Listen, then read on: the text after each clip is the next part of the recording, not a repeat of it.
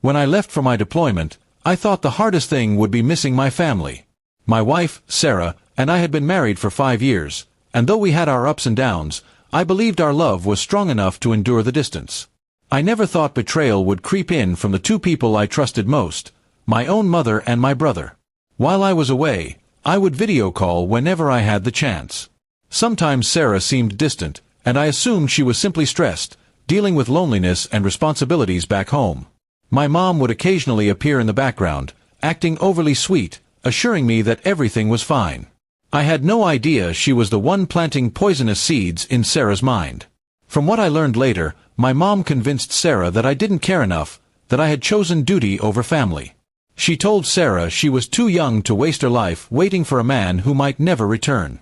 Worse, she pushed the idea that my brother, Adam, was a better match, more present, more caring, and a man who could give her comfort. Sarah resisted at first, but loneliness and constant pressure broke her down.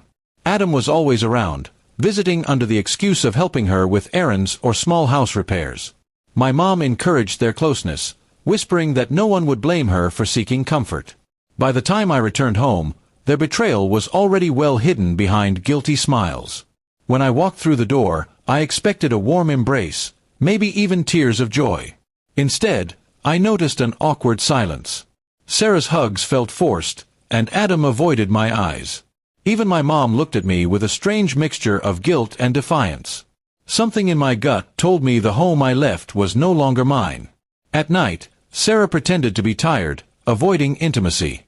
I brushed it off, telling myself she needed time to readjust. But small details started piling up, secretive phone calls, hushed conversations with my mom, and Adam showing up more often than before. My instincts screamed that something was wrong. One evening, I confronted Sarah gently, asking if something had changed between us. She snapped defensively, accusing me of paranoia. That was the moment I realized she wasn't just hiding something, she was protecting a lie. The truth became undeniable when I caught them. I came home early from a meeting to find Sarah and Adam sitting too close on the couch, whispering. The guilt on their faces was louder than any confession. I didn't explode. Instead, I played along, pretending nothing was wrong. Inside, my heart was breaking, but I knew revenge would be sweeter if I stayed calm and planned carefully. Over the next few weeks, I gathered evidence, messages, call logs, and even a recorded conversation between my mom and Sarah discussing how Adam was better for her. When I had everything, I set my plan in motion. I invited my entire family over for dinner, my mom, Adam, and Sarah included. I cooked the meal myself, making sure everyone felt comfortable, almost too comfortable. Then, when the table was full, I brought out a projector and connected my laptop.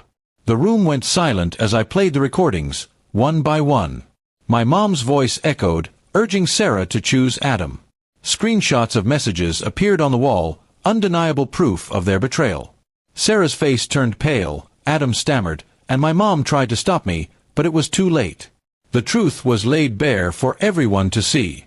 My father, who had always trusted my mother blindly, looked shattered. My siblings stared in disbelief at Adam. The shame on their faces was worth more than any angry outburst I could have given.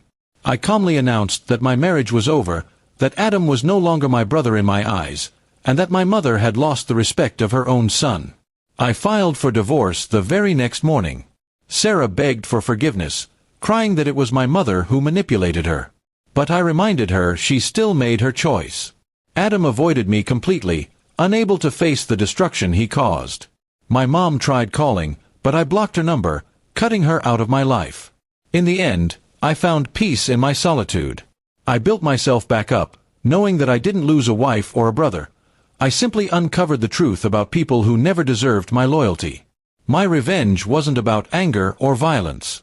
It was about showing them that their betrayal didn't destroy me, it destroyed them. Sarah lost the stability she thought Adam could provide, Adam lost his dignity, and my mom lost her son's love. And me. I walked away free, stronger, and ready to rebuild my life with people who actually valued honesty and loyalty. The lesson I carried was simple. Betrayal may hurt, but revenge doesn't always need to be loud. Sometimes, the quietest exposure cuts the deepest.